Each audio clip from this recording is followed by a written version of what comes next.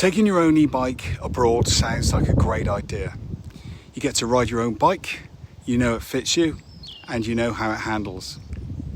And if you're using something like a Swytch kit, you can have the benefit of electric assistance without needing to hire an e-bike when you get there.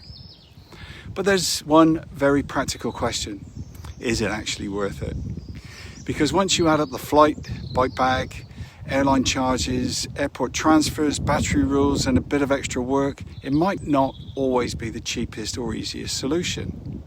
So in this video, I'm going to talk through the real costs and practical trade-offs of taking my Swytch e-bike abroad. This is part of my e-bike plane prep series, where I'm showing you how to prepare to take a Swytch bike onto a plane journey.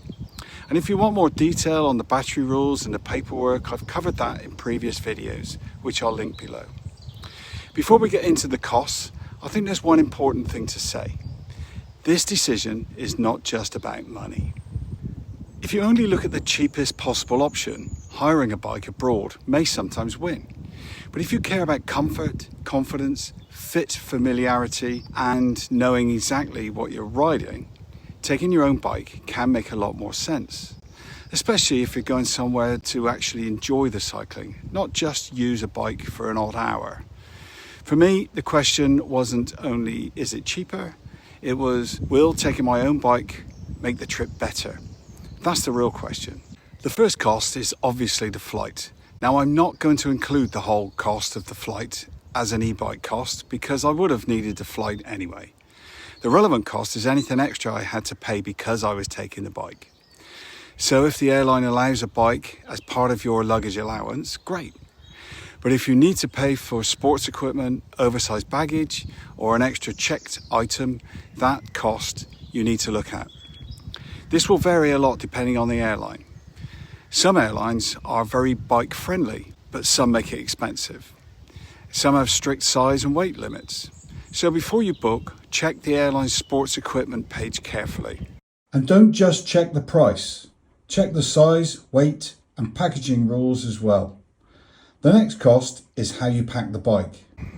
You have a few options here. You can use a cardboard bike box, you can buy or borrow a soft bike bag, or you can use a hard case. Each one has advantages and disadvantages. The cardboard box is usually the cheapest, but it can be awkward, and it may not survive repeated trips. A soft bike bag is easier to store and carry, but it offers less protection than a hard case. A hard case gives better protection, but is expensive, bulky, and can be a nuisance when you arrive. For this sort of trip, the question is not just how do I protect the bike on the flight? It's also, what do I do with the box or bag when I arrive? Because if you're doing a point-to-point cycle trip, that becomes a big issue. If you're staying in one place or doing a loop, it's much easier.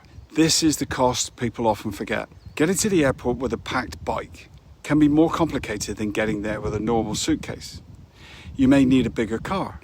You may need airport parking instead of public transport. You may need a taxi that can fit the bike box. And when you land, you may need the same at the other end. This can add up quickly. And again, it isn't just about the money. It's about the stress. If the bike box is too big for the taxi, or the hotel shuttle won't take it, or the train is awkward, your carefully planned cycle holiday may start with a little of worry. So I would always think through the journey. Home to airport, airport to destination, destination to airport, airport home. Not just a flight. This is how I do it, stress-free. If I'm driving to the airport anyway, sweet. The back seats fold down and the bike bag slides in easily. I have taken the bus to the airport, and that was easy with the bike bag having good wheels. I put it in the disabled area. When I've taken a taxi, just make sure you don't book a small car, but in my experience, they're all big enough. Then at the destination, I book a hotel near the airport and get a taxi for the transfer. You may also need a few small extras, things like pedal spanner or Allen key, frame protection, cable ties, tape, bubble wrap or pipe lagging, battery pouches, printed paperwork. None of these are huge costs and you probably already have them, but they are worth thinking about.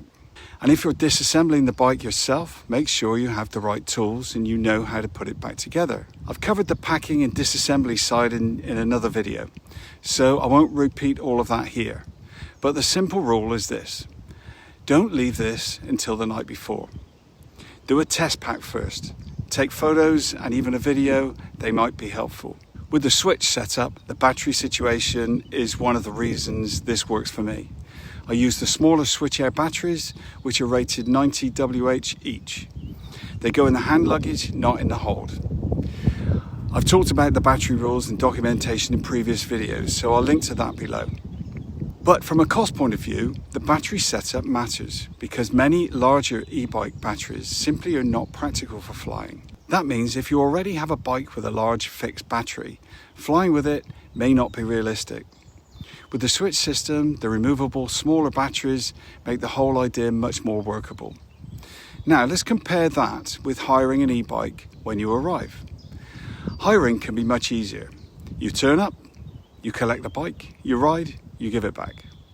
No bike box, no airport baggage, no bike packing, no battery paperwork. That's the big advantage. But there are downsides. You may not get the bike you want. It may not fit you properly. It may be heavier than expected. The saddle may be uncomfortable. The battery range may not suit your route. And if you're doing several days, higher costs can add up. For a short trip, hiring might make more sense. But for a longer trip, or a trip where comfort really matters, taking your own bike becomes more attractive. For me, the biggest value of taking my own bike is familiarity. I know my bike, I know the saddle, I know the gears, and I know how it handles, and I enjoy riding it. I know what luggage works with it, and I know that the Swytch Assistant feels like. That matters, because on a cycling holiday, the bike is not just a transport. It is the thing you rely on every day and have fun riding. If the bike is uncomfortable, too heavy, badly fitted, or not what you expected, it can affect the whole trip. So the value of taking your own bike is partly practical and partly emotional. You start with the trip already confident. I think taking your own Swytch bike makes sense when you're going for more than a couple of days. You really like your own bike, you're staying in one place or have a loop or have a plan of storing the bike bag. The airline costs are reasonable, you're confident packing and rebuilding the bike, and you want the reassurance of riding something familiar. But I won't always take my bike. I would probably hire if it was just a short trip, I was only cycling for a day or two, and only then if the destination had good quality e-bikes for hire. There isn't one right answer. It depends on the trip and how you want to enjoy it. So, was it worth it for me? Yes. And now I have proved the process and understand it properly. I will take my bike every time. I wanted to know what it felt like to do the whole journey on my own, without any help. Packing the bike, taking the batteries, going through airport, flying with it, rebuilding it, and riding somewhere warm. And because I run Cycle for Fun, that real world experience matters. I don't want to give people theory. I want to show what exactly happens. So for me, the value wasn't just the trip itself. It was being able to say, I've tested this, I've done it, here's what I learned. In the next video, I'll show you the real experience of taking my Swytch e-bike to Spain. The airport, the bike bag, the batteries, the arrival and the ride. That's the one where all the preparation comes together. If you're planning your own cycle trip, I've also put together free cycling holiday guides to help you choose better routes, avoid common planning mistakes, and feel more confident before you go. You'll find the link in the description below. And if this series is helping you, please subscribe. I'm trying to build a practical cycling travel channel for people who want real-world advice based on actual experience. And remember, make the most of every moment.